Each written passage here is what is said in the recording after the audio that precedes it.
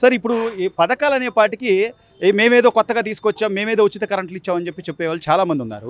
అసలు అప్పట్లో రామారావు గారు స్థాపించిన ఈ తెలుగుదేశం పార్టీకి సంబంధించి ఎంతోమంది చెప్తారు సార్. అంటే సంక్షేమ పథకాలతోనే ఆయన ముందు అడిగేశారని చెప్పి.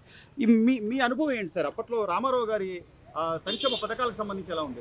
రామారావు గారు సంక్షేమ పథకాలు 1980 నుంచే స్టార్ట్ చేశారు. తెలుగుదేశం పార్టీ పుట్టిన దగ్గర నుంచి ఎన్టీ రామారావు గారు ₹2 కిలో, ₹2 కిలో బియ్యం, ఉచిత కరెంటు, తాగునీరు, సాగునీరు, వ్యవసాయానికి ఉచిత కరెంటు, మోటార్లు అన్నీ ఆయనే ఇచ్చాడు. ఇవాళ ఇచ్చిన ఇందిరాగాంధీ చేయలేని పని కూడా ఎన్టీ రామారావు గారు చేశారు.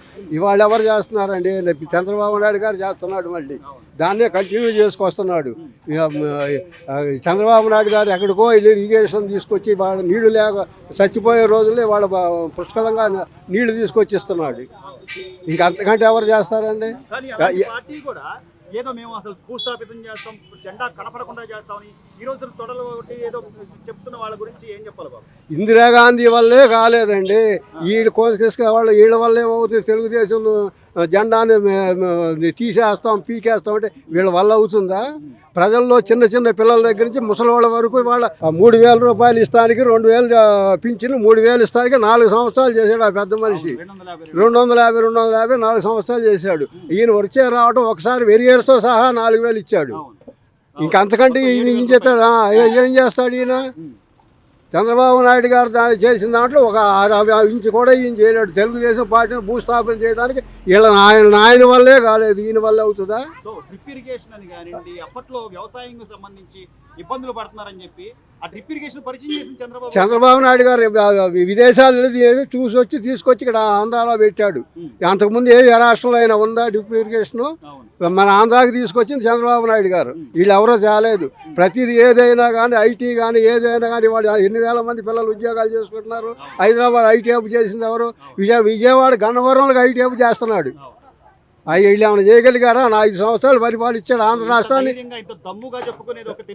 తెలుగుదేశం మీసం మీద వేసి చెబుతున్నామండి.